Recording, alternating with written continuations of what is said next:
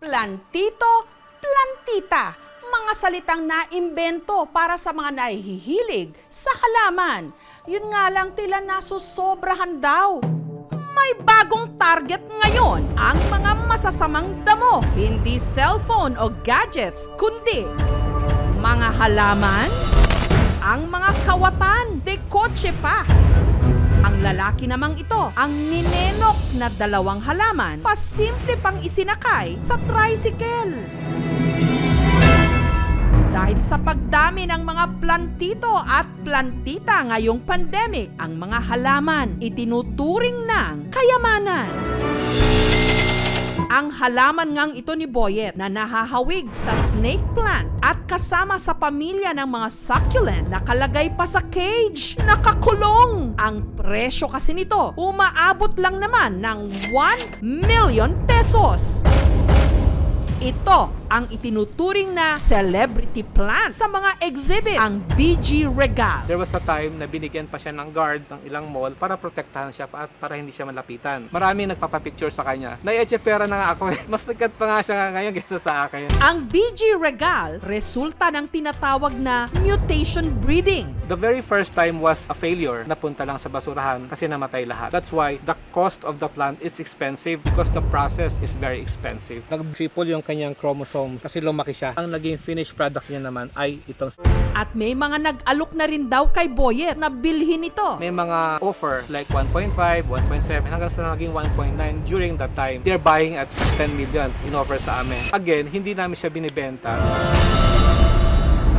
Ang pag-aalaga ng mga halaman. Malaking tulong ngayon sa marami nating mga kababayan para mawala ang kanilang stress ngayong pandemya. Katulad ni Lemuel na ang bahay sa Baguio City may garden. Sobrang saya ma'am, lalo pag naparami mo na sila. Nare-relief yung stress mo kahit pagod ka. Ang mga halaman, nenegosyo na rin ni Lemuel. Ang kita niya ngayon kada buwan, umaabot na raw ng kalahating milyong piso. Ngayong pandemic, nag-boom siya tapos tumaas pa yung presyo. Yung dating kinikita naming 150 a month, nagiging times 3 po. Isa raw sa pinakamabenta ang kanilang Monstera plant na ang presyo mula 2,500 hanggang 100,000 pesos. Parang ginawa na ng collections ng mga mayayaman. Patok siya kasi kahit sa loob ng bahay, hindi siya agad-agad nasisira. Ang bili po namin sa iba is 1,000, 1,500. Rene-resell po namin ng 7,500. Yung iba po nasa 15,000. Ang pinakamahal po na 35,000. I-demonstrate ko yung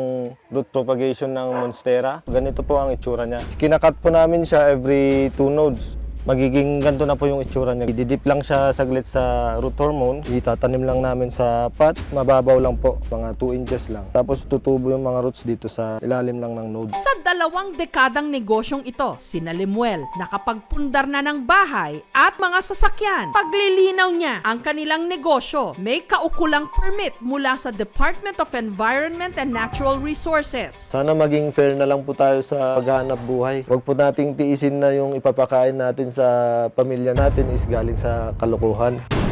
Sa pag-boom ng mga halaman ngayon, ang presyuhan tumaas daw ng 3,000%. Monstera Deliciosa, 60,000 pesos only.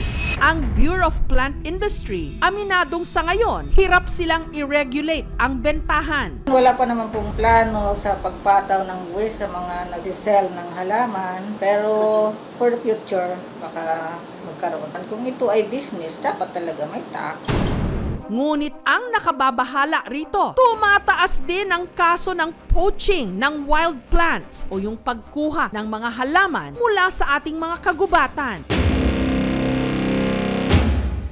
Dahil nagsara ang restaurant kung saan dishwasher si Grace, hindi niya tunay na pangalan, sumasideline siya ngayon sa pagpo-poach ng mga halaman. Para sa anak na 3 years old, pati sa pagkain din. Sa una, mahabal-habal siya. Ngayon, parehas na din kami nagkumukuha sa bundok.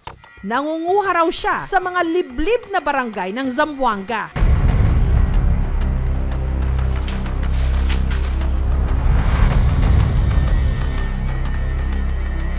Ito, nakakita po tayo ng isang rubber plant. Karaw, siya.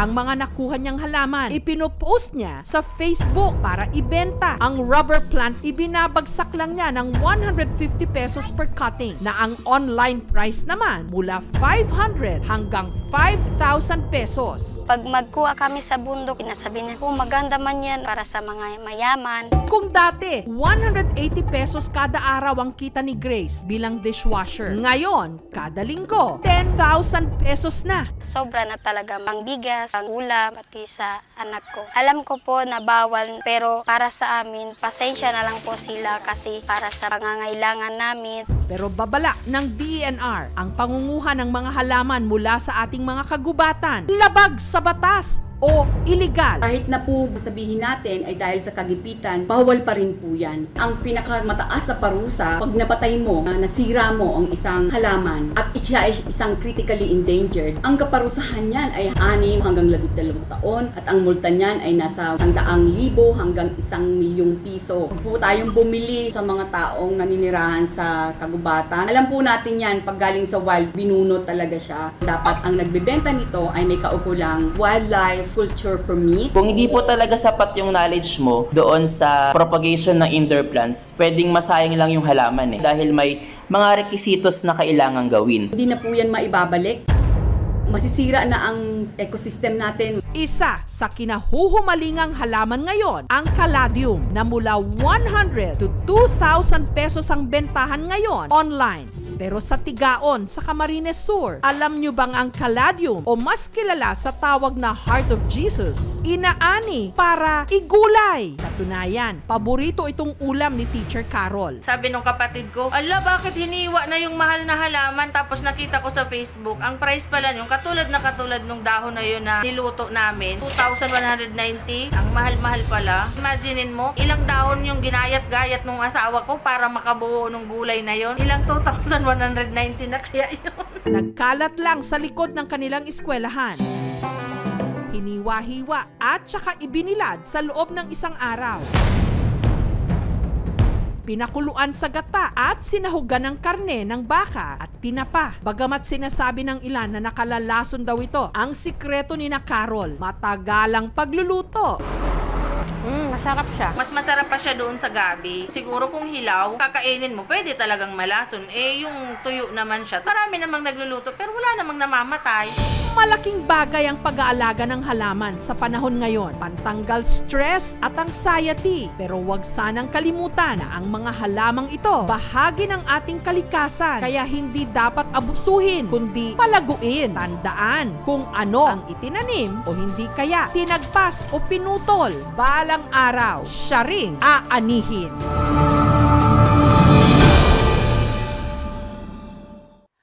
Thank you for watching, mga kapuso. Kung nagustuhan niyo po ang videong ito, subscribe na sa GMA Public Affairs YouTube channel. And don't forget to hit the bell button for our latest updates.